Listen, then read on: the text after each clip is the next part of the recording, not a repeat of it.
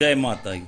Hello दोस्तों, कल की कहानी में आपने सुना कि वासु भाई और वीणा बेन पैसे से डॉक्टर हैं। गुजरात से इंदौर उज्जैन आ रहे थे। सड़क किनारे एक छोटा मकान दिखाई दिया। वासु भाई ने वहां गाड़ी रोकी, आवाज़ लगाई। अंदर से एक महिला बाहर आई। वासु भाई ने 2 चिप्स पैकेट और 2 कप चाय बना दो। दोनों ने चाय पी। पूछा कितने पैसे? महिला ने बोला 20 रुपये। वासु भाई बोले 2 पैकेट चिप्स के भी हैं। महिला ने बोला यह पैसे चिप्स के ही है, हम चाय नहीं बेचते। फिर आपने चाय क्यों बना दी? अतिथि आए, आपने चाय मांगी, हमारे पास दूध भी नहीं था। यह बच्चे के लिए दूध रखा था, परंतु आपको मना कैसे करते, इसलिए उसके दूध की चाय बना दी। अब बच्चे को क्या पिलाओगी? एक दिन दूध नहीं पिएगा तो मर नहीं जाएगा। इसके पापा बीमार है, वह शहर जाकर दूध ले आते, पर उनको कल से बुखार है। आज अगर ठीक हो गए तो कल सुबह जाकर दूध ले आएंगे। वासु भाई उसकी बात सुनकर सन्न रह गए। इस महिला ने होटल में होते हुए भी अपने बच्चे के दूध से चाय बना दी, और वहाँ भी केवल इसलिए कि मैंने कहा था। अतिथि रूप में आकर संस्कार और सभ्यता में महिला मुझसे बहुत आगे है। उन्होंने कहा कि हम दोनों डॉक्टर हैं, आपके पति कहाँ हैं?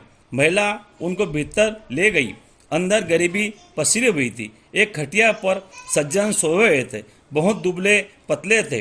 वासु भाई ने जाकर उनके माथे पर हाथ रखा। माथा और हाथ गर्म हो रहे थे और काँप भी रहे थे।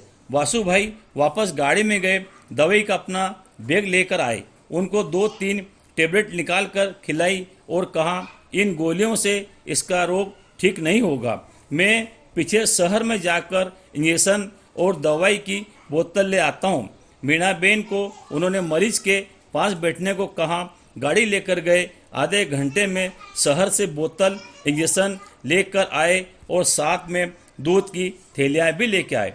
मरीज को इंजेक्शन लगाया, बोतल चढ़ाई, और जब तक बोतल लगी दोनों वहीं बैठे रहे। एक बार वो तुलसी अदरक की चाय बनी। दोनों ने चाय पी और उसकी तारीफ की। जब मरीज 2 घंटे में थोड़े ठीक हुआ तब वह दोनों वहाँ से आगे बढ़े। 3 दिन इंदौर उज्जैन में रहकर जब लौटे तो उनके बच्चे के लिए बहुत सारे खिलौने और दूध की थैलियाँ लेकर आए। वापस उस दुकान के सामने रुके। महिला को आवाज़ लगाई तो दोनों बाहर निकले और उनको देखकर बहुत खुश हुए। उन्होंने कहा कि आपकी दवाई से दूसरे दिन ही बिल्कुल ठीक हो गए थे। वासु भाई ने बच्चे को खिलौने दिए, दूध के पैकेट दिए। फिर से चाय बनी, बातचीत हुई, अपना मन स्थापित हुआ। वासु भाई ने अपना एड्रेस कार्ड देकर कहा जब कभी उधर आना हो तो ज़रूर मिलना, और दोनों वहाँ से अपने शहर की ओर लौट गए। शहर पहुंचकर वासु भाई ने उस महिला की बात याद रखी। फिर एक फैसला लिया। अपने अस्पताल में काउंटर पे बैठे हुए व्यक्ति से कहा कि जब आगे से जो भी मरीज आए केवल उसका नाम लिखना, फीस नहीं लेना, फीस मैं खुद लूँगा। और जब मरीज आते तो अगर वह गरीब मरीज होते तो उन्होंने उनसे फीस लेना बंद कर दिया।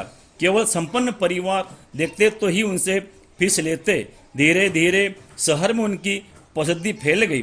दूसरे डॉक्टरों ने सुना तो उन्हें लगा कि इससे तो हमारी प्रैक्टिस भी कम हो जाएगी और लोग हमारी निंदा करेंगे। उन्होंने एसोसिएशन के अध्यक्ष से कहा।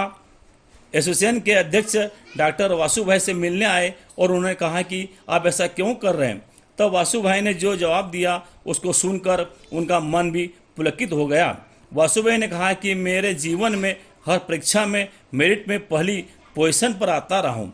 MBBS BBMD में भी गोल्ड मेडलिस्ट बना हूँ। स्थापित संस्कार और अतिथि सेवा में यह गांव की महिला को बहुत गरीब है, वह मुझसे आगे निकल गई तो मैं सब पीछे कैसे रहूं? इसलिए मैं अतिथि सेवा और मानव सेवा में गोल्ड मेडल बनूंगा। दोस्तों, यह कहानी आपको कैसी लगी? लाइक और कमेंट करके ज़रूर बताएं।